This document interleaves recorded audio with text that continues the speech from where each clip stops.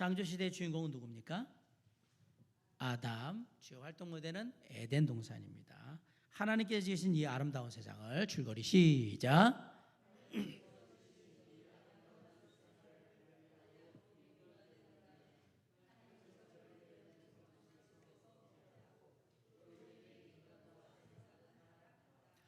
하나님께서 지으신 이 아름다운 세상을 관리하도록 위임받은 인간은 하나님처럼 되려는 교만 속에서 범죄하고 그로 인해 인간과 세상은 타락한다. 창조시대에는 4개의 주요한 사건이 있습니다.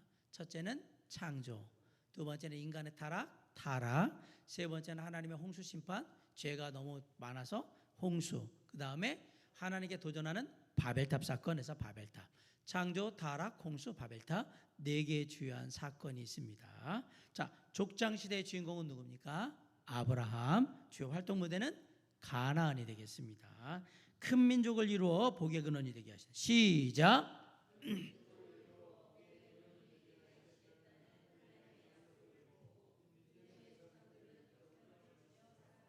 네, 큰 민족을 이루어 복의 근원이 되게 하시겠다는 하나님의 약속을 믿고 믿음의 조상들은 역경을 헤치며 살아간다.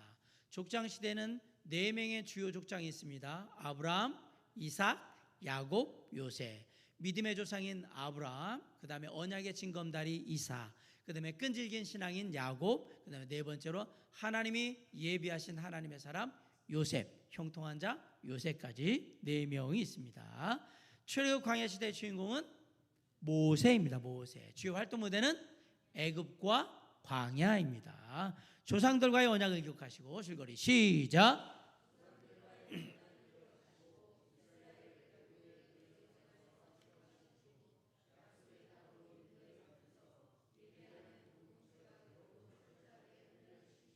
네, 조상들과의 언약을 기억하시고 이스라엘을 애굽의 노예 생활에서 해방시킨 후 약속의 땅으로 인도해 가면서 예배하는 공동체가 되도록 철저하게 훈련시키신다. 자, 출애굽에는 4개의 주요한 사건이 있습니다. 첫 번째 출애굽, 그 다음에 시내산 훈련, 그 다음에 불신앙 40년간의 재훈련. 출애굽을 해서 시내산에 가서 율법을 받고 예배하는 공동체로 훈련을 받았는데, 그래서 이제 가데스 바네아를 통해서 정탐을 하고 가나안 땅에 들어가려고 했는데 가데스 바네아에서 12정탐꾼 중에 10명이 부정적인 보고를 하는 바람에 불신앙의 모습으로 하나님께서 이들을 심판하셔서 40년간 광야에서 죽을 때까지 계속해서 돌게 되죠. 그래서 불신앙 40년간의 재훈련 이렇게 되어 있습니다. 정복시대의 주인공은 여호수아입니다. 주요 활동 무대는 가나안. 이 정복시대는 가나안 정복이기 때문에 가나안입니다. 모세의 뒤를 이어 시작.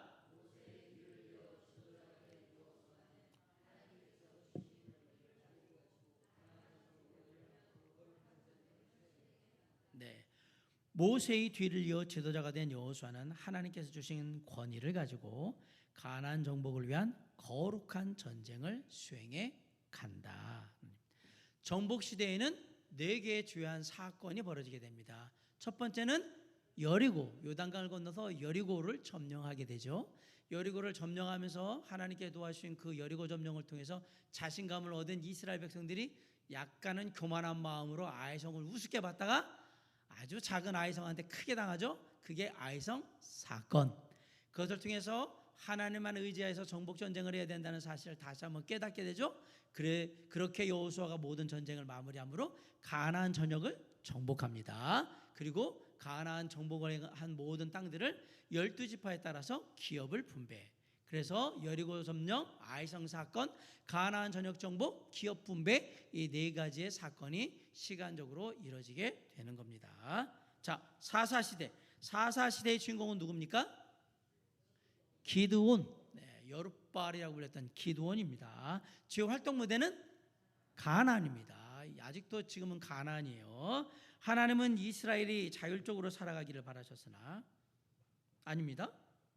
맞습니까? 네. 갑자기 여러분들이 그냥 조용했으니까 제가 막 갑자기 겁을 먹었어요. 하나님은 이스라엘이 자율적으로 살아가기를 바라셨으나 시작.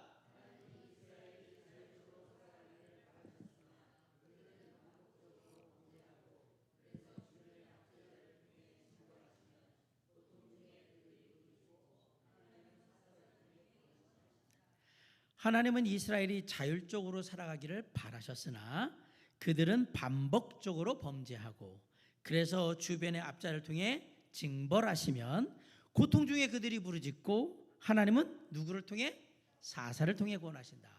자, 사사 시대는 그래서 시간적인 순서는 아니지만 세 가지를 깨닫게 되죠. 첫 번째는 죄의 악순환, 그래서 악순환, 그렇죠?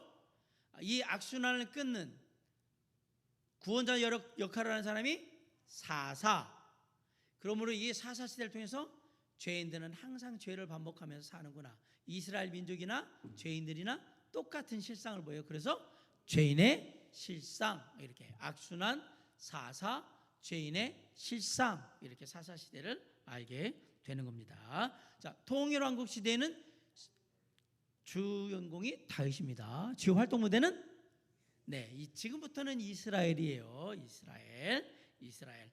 하나님의 마지못한 허락하에 시작.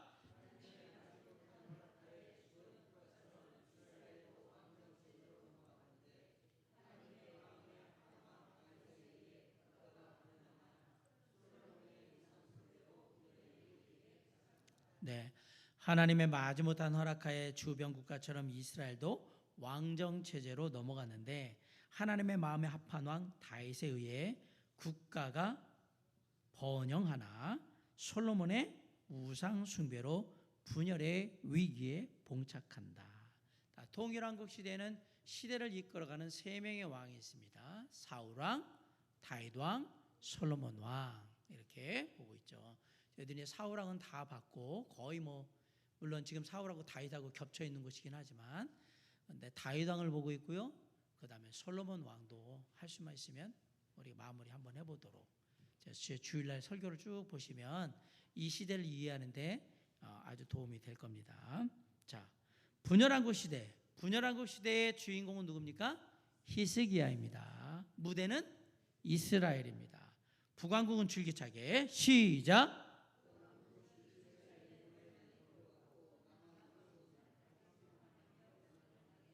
네, 북왕국은 줄기차게 멸망의 길로 가고 남왕국은 갈팡질팡하며 멸망을 향해 갔다. 자, 분열왕국 시대에는 세 가지 주요한 의미가 있습니다. 개념이. 첫째는 왕국 분열의 이유가 뭘까? 결국은 우상 숭배가 가장 큰 이유죠. 그래서 두 나라로 나뉘게 되는데 북이스라엘, 북왕국 이스라엘과 남유다, 남왕국 유다로 나뉘게 됩니다. 그래서 통일왕국, 분열왕국 시대에는 왕국이 왜 분열했을까? 우상 숭배로 인해서 북왕국 이스라엘과 남왕국 유다로 분열이 되게 돼 있는데 북왕국 이스라엘은 계속해서 우상 숭배하면서 그렇게 살다가 아수르에서 784년을 망하고요. 722년. 그 다음에 남왕국 유다는 그래도 계속해서 신앙적인 일을 해도 586년 바벨론에 의해서 망하는 그런 일을 당하게 됩니다. 자, 포로 시대 주인공은 누구죠? 다니엘입니다. 다니엘. 주요 활동 무대는 바벨론이다. 바벨론. 유다 백성들은 자, 줄거리 시작.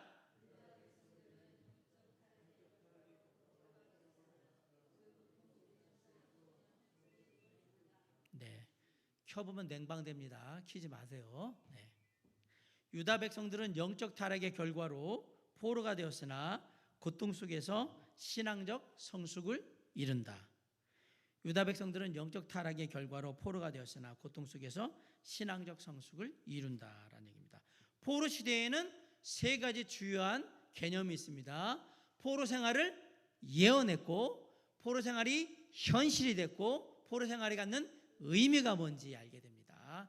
포로 생활을 예언하고 포로 생활이 현실이 되었고 포로 생활이 과연 무슨 의미인가? 그래서 포로 생활의 예언, 포로 생활의 현실, 포로 생활의 의미 이렇게 되어 있습니다.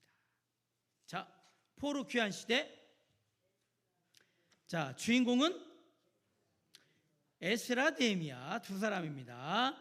주요 활동 무대는 예루살렘입니다. 포로 귀환은 이스라엘이 아니라 예루살렘에 국한된다고 보십니다. 고레스 칭령의 예 시작.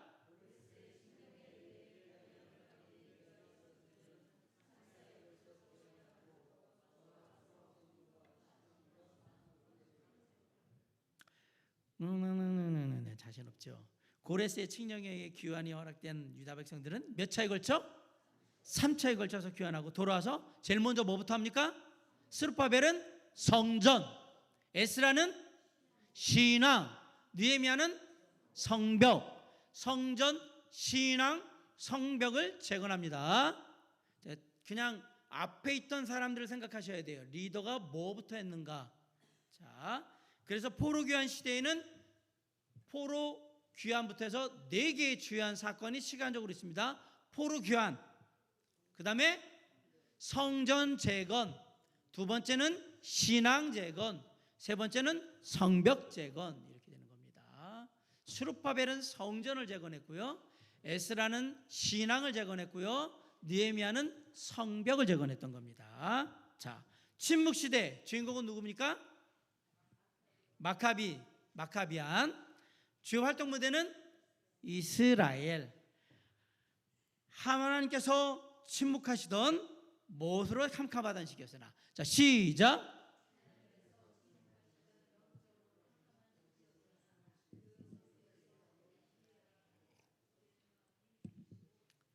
하나님께서 침묵하시던 영적으로 캄캄한 시기였으나 그 속에서 메시아 대망이 싹트고 있었다. 여기는 4개의 주요한 개념이 있습니다. 첫 번째, 세력의 변천. 두 번째는 정치적 당파들. 세 번째는 종교적 당파들. 그러면서 이들이 원했던 게 뭐예요? 메시아 대망. 세력의 변천을 했고, 정치적 당파들이 생겼고, 종교적 당파들이 생겼고, 거기에 따라서 메시아를 계속해서 기다리는 메시아 대망이 있었다. 이게 침묵시대의 이야기입니다. 자, 우리 확인의 1번은 다 했고요. 지난번에 정치적 당파들, 종교적 당파들까지. 정치적 당파들의 마카비안, 열심당, 헤롯당을 했었잖아요. 마카비안은 헬라타도, 열심당은 로마타도, 헤롯당은 잘 먹고 잘 살자. 제가 그렇게 써놨어요. 종교적 당파들은 사두개파, 바리새파, 에세네파가 있는데, 사두개파는 우리도 잘 먹고 잘 살아 보세. 누구한테 붙어가지고? 헤롯 땅에 붙어서, 귀족들한테 붙어서 우리도 떨어지는 콩고물 좀 먹고 잘 사세. 이게 종교적인 타락인 거죠. 바리새파, 세파라고 하는데, 입으로는 율법, 속으로는 돈이 최고. 그래서 바리새인들은 그 길거리, 그 사거리 이런 데 서가지고 기도하고, 그리고 기도해주고 돈 받고 막 이렇게 하는 거죠. 에세네파, 아이고 이런 사두개파, 바리새파 이런 진짜 말도 안 되는 녀석들 때문에 다 꼴보기 싫어. 어디 가요? 떠난다. 광야로 들어갑니다. 에세네파. 사두개파, 바리새파, 에세네파. 극단적인 경건주의자라 하시딤이라고 불렀다고 합니다. 자, 4. 메시아 대망. 핍박과 혼란 속에서 경건한 사람들은 메시아를 기다림. 메시아 또는 구세주는 인류를 구원하고 오시리라고 구약 전반에 걸쳐 예언된 분이다. 이 메시아에 대해 어떤 사람들은 정치적으로만 이해하고 어떤 사람들은 영적으로만 이해하는 등 많은 혼란이 있지만, 여하튼 메시아가 오시면 잘못된 모든 것을 고치시고 회복하시리라는 기대를 갖고 간절히 기다렸다는 측면에는 공통점이 있다. 이 400년의 침묵 시간은 다음 3가지 면에서 메시아의 오심을 준비하는 시간이었다는 의미를 갖는다. 첫째, 언어의 통일. 헬라 문화의 영향으로 지중해 연안의 모든 세계가 헬라어, 그리스어라는 공용어로 통하게 됐어요. 언어가 헬라어로 통용이 됐어요. 이 행정의 통일, 로마 제국이 모든 지역을 다스림으로 국경이 없었고 또 잘 발달된 도로로 인해 여행이 용이한 상태였다. 모든 길은 어디로 통한다? 로마로 통한다. 세계사에 그렇게 나오잖아요. 이때가 그때입니다. 3. 영적 준비. 유대인들이 심한 핍박과 정치적 모멸을 당하면서 메시아를 기다리는 마음은 폭발할 정도가 되었고, 또 이 마음을 가진 유대인들이 각 나라로 흩어져 살면서 이 소식을 전하는 교두보 역할을 할 수 있게 되었다. 이제 메시아가 오기만 하면 되는 것이다. 그렇죠. 언어가 통일되고요, 행정이 통일되고 영적인 준비를 하는 그런 메시아 대망, 메시아가 오기 위한 준비들이 이루어지는 시간이었다라는 얘기입니다. 자, 확인의 2번 문제. 서로 줄을 이어봅시다. 사두개파, 바리새파, SNF파. 개파, 세파, SNF파. 뭡니까? 종교적 당파들. 사두개파는 우리도 잘 먹고 잘 살아보세요. 바리새인들은 입으로는 율법, 속으로는 돈이 최고. SNF파는 다 꼴 보기 싫어서 나는 떠날 거야. 이게 SNF파예요. 종교적 당파들. 마카비안 열심당 헤롯당.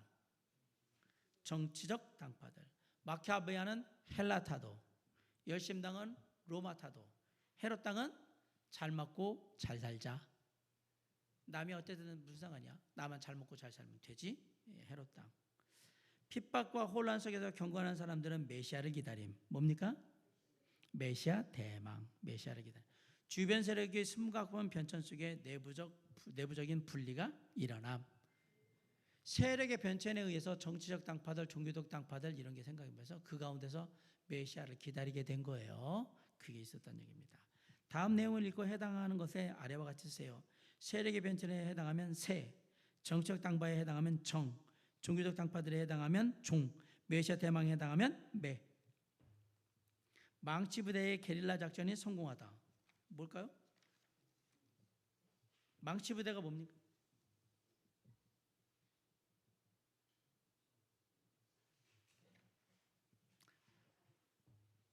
게릴라 작전을 썼다. 망치부대. 마카비안의 별명이 뭐라고 그랬습니까? 마카비가 쇠망치라는 뜻이라잖아요. 망치부대의 그 얘기는 마카비안 얘기한 겁니다. 정치적 당파들입니다. 정치적 당파들. 문제가 너무 어렵죠? 집주인이 계속 바뀌는 월세방에 사는 신세라고나 할까? 세력의 변천. 계속 세력이 변천됐다. 월세방에 전전하는 겁니다. 세상은 꼴도 보기 싫다고 하면서 광야에 들어가도 돌을 닦는 사람들. 이거 누구입니까? SNF파, 종교적 당파들의 SNF파 얘기입니다. 수가성 여인이 우리 당신 따지게 된 것도 이때 일어난 일 때문이에요. 사마리아인이 가린 거 아닙니다. 아닙니다. 종교 아닙니다. 세력의 변천입니다.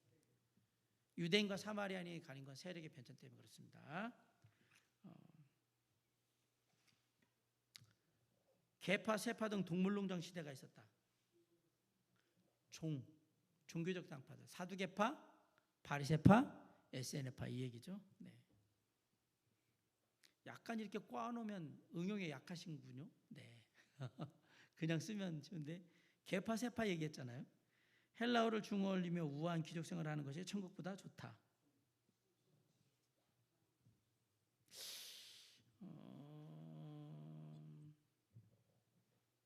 정일까 종일까요?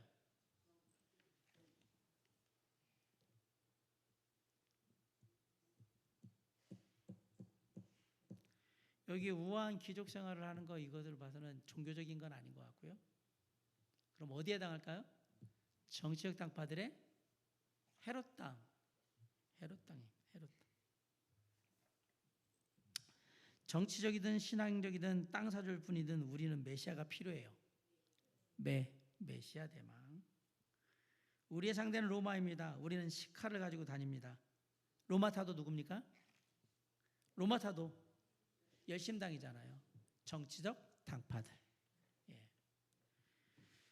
좋은 게 좋은 것 아닙니까? 뭐니 해도 돈 많은 헤롯이 좋아요. 요거는 헤롯 땅이겠죠? 네, 정치적 당파들. 준비는 끝났습니다. 주인공만 등장하면 됩니다. 메시아 대망. 네. 율법 경건 그게 우리가 좋아하는 것입니다. 하지만 실은 돈이 더 좋아요. 종 누구에게요? 바리새파 얘기입니다. 이렇게 보니까 의미를 좀 볼 수 있겠죠. 자, 4. 지도에서 국가를 확인해 봅시다. 페르시아. 페르시아가 한때 제가 여기 나와 있는 4개의 지도는요. 그 나라가 가장 번성했을 때의 모습이에요. 엄청 컸네요. 그죠? 엄청 컸어요. 페르시아 제국이 엄청 컸다라는 것을 우리가 알 수가 있어요. 바벨론 위에 다 위에 거의 위가 메소포타미아 지역이 다 아라비아 쪽만 좀 남아 있고 막 그러잖아요. 두 번째는 헬라, 알렉산드로스 제국, 헬라 제국도 와 엄청 크네요, 그죠?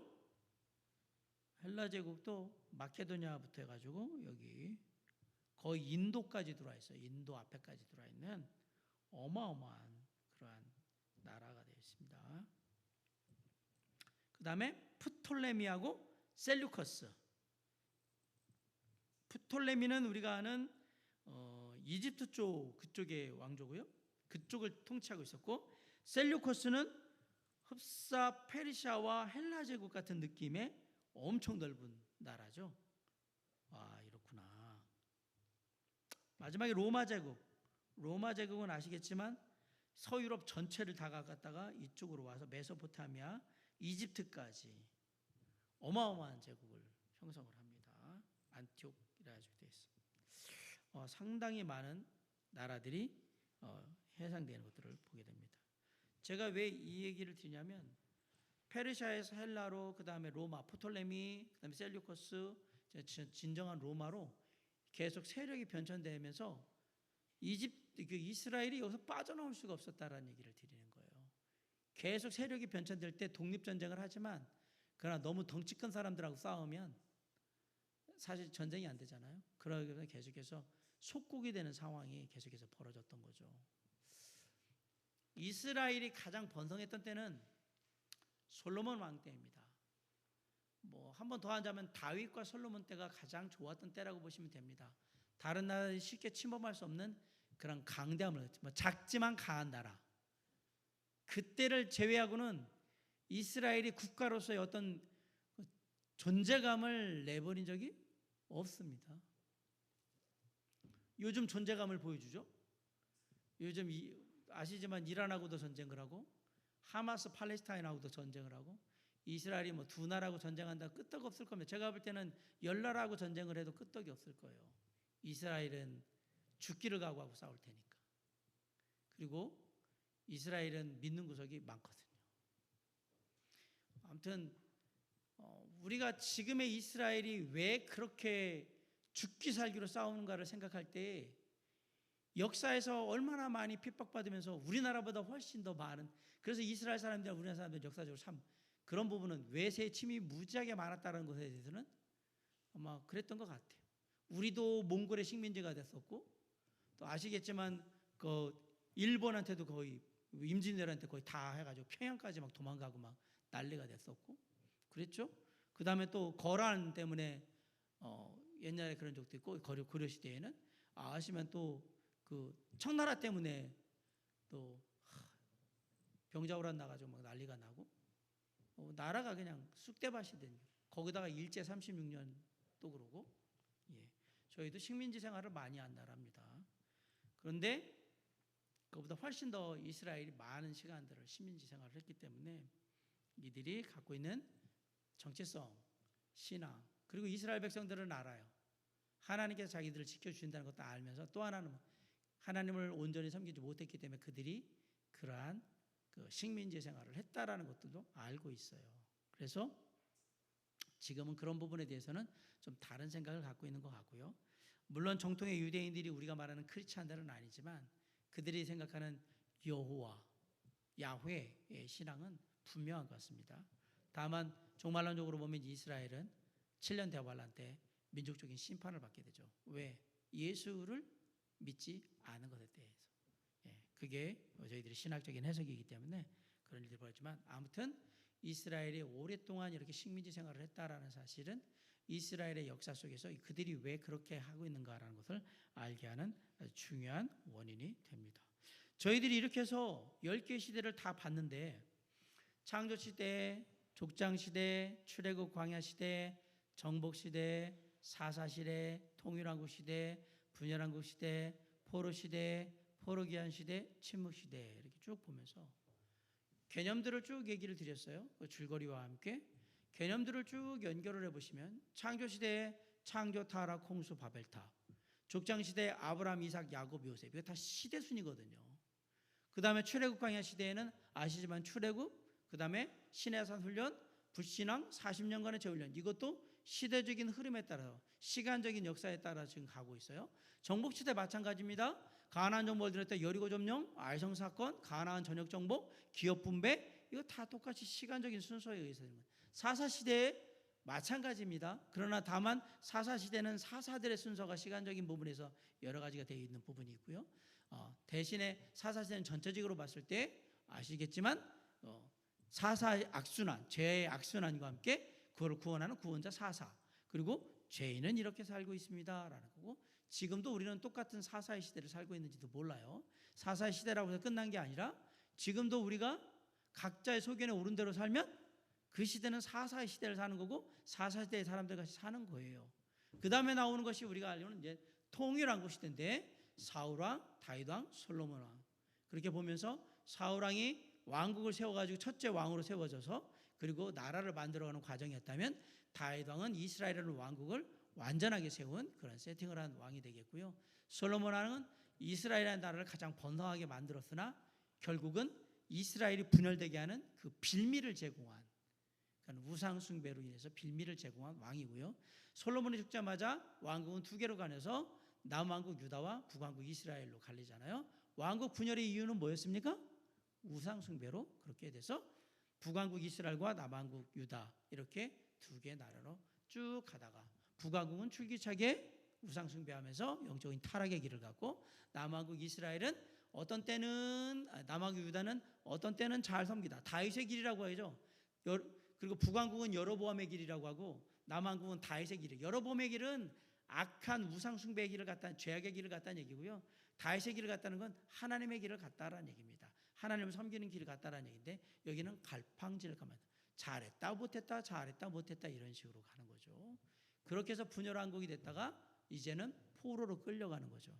아시겠지만 분열왕국에서 포로로 끌려가기 전에 많은 선지자들이 너희들이 이런 식으로 계속해서 하나님을 섬기게 되면 반드시 포로로 끌려가게 될 것이다, 나라를 잃어버리게 될 거라고 그렇게 많은 선지자들이 얘기했음에도 불구하고 그들을 죽이거나 그들의 말에 전혀 관심을 갖지 않다가 결국은 아수르와 바벨론에 망하게 되는 거죠.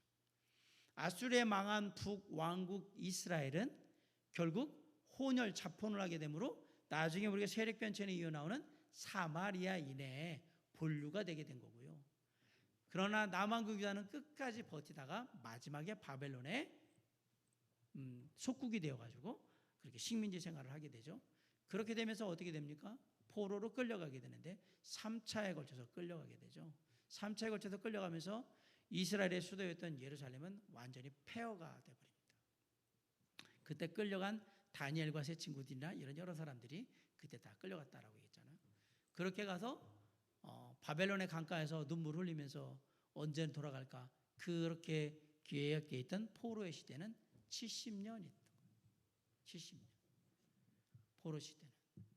그래서 포로 시대를 예언했는데 그게 경고로 받아들이지 못하니까 현실로 왔고, 그리고 이래서 하나님께서 그렇게 얘기하셨구나 그러면서도 그 안에서 희망을 가졌죠. 왜? 70년이 지나면 다시 돌아갈 거라고 하나님께서 약속하셨으니까 하나님을 믿고 기다린 거죠. 그러면서 이제 포로를 귀환하게 된 겁니다. 서울 포로 귀환은 3차에 걸쳐서 했는데, 첫째는 수룹바벨이 통독 수룹바벨이 와서 성전을 재건했고, 학사 에스라가 2차로 와서는 그 다음에 신앙을 재건했고, 3차로 느헤미야가 와서는 성벽을 재건하게 됩니다. 1차와 3차는 거의 5만 명 가까운 숫자가 왔고요. 2차는 1000여 명이 옵니다. 그 얘기는 제가 말씀드리지만 누차 말씀드렸지만 처음 간 사람들이 생고생하는 걸 보고서 안 가려고 하다 보니까 사람들이 많지 않았고요. 그렇게 해서 어려움들이 있었는데, 느헤미야가 갈 때에는 느헤미야가 갖고 있는 위치와 준비성이나 여러 가지 때문에 많은 사람들이 느헤미야를 따라와서 성벽을 재건하게 됩니다. 성벽을 재건한다는 얘기는 이제 사람들이 살 수 있는 어느 터전이 완전히 마련됐다라는 얘기거든요. 그런 상황에서 포로 귀환이 이루어졌던 거고, 그 포로 귀환이 이루어진 다음부터 400년 동안을 침묵 시대라고 하는데, 그 침묵 시대를 통해서 메시아를 기다리는 거죠. 세력은 계속해서 400년 동안 변천을 하고요. 정치적 당파들이 생기죠. 그리고 종교적 당파들이 생깁니다. 그리고 세력의 변천에 따라서 그 시간들이 오지만 그 안에 사람들은 메시아를 기다린다. 이게 구약의 마무리. 제가 지금 설명드리는 걸 머리에 다 놓고 이렇게 보시면 구약의 흐름이 이렇게 쭉 가고 있는 겁니다. 여러분들은 120만 원짜리 강의를 들으신 겁니다. 그것도 아주 자세하게. 이 공과를 가지고 유튜브에서 계속해서 이렇게 하루에 하나 정도씩만 보시더라도 상당한 성경에 대한 흐름의 이해가 생길 겁니다. 10개의 시대를 통해서 우리가 바라봤던 구약의 역사를 해서 성경이 말하고 있는 게 뭡니까? 라고 많은 사람들이 물어보면 하나님 또는 하나님의 나라, 예수 그리스도 이런 얘기를 하는데 어떤 분들은 오실 메시아와 오신 메시아의 이야기 다 좋습니다. 다 좋습니다. 다 좋은데 중요한 것은 구약이 우리에게 말하고자 하는 게 뭘까? 저는 두 가지로 봐요. 만약에 메시아적인 시점으로 보면 오실 메시아에 대한 예언이 구약이고 신약은 오신 메시아 복음서에 그리고 그 메시아 예수 그리스도가 남기신 앞으로의 우리의 삶의 모습 우리가 어떻게 살아야 돼? 하나님의 나라를 이루어가야 되냐? 이 얘기라고 하는 거예요. 그러면 구약이 가지고 있는 의미는 뭘까?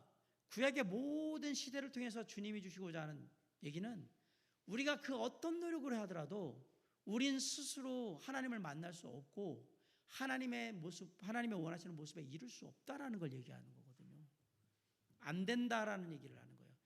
너무 절망적이지만 인간의 노력으로는 절대로 구원받을 수 없고 하나님의 은혜를 입을 수 없다라는 얘기를 계속 해주고 있는 거예요. 시대를 통해서.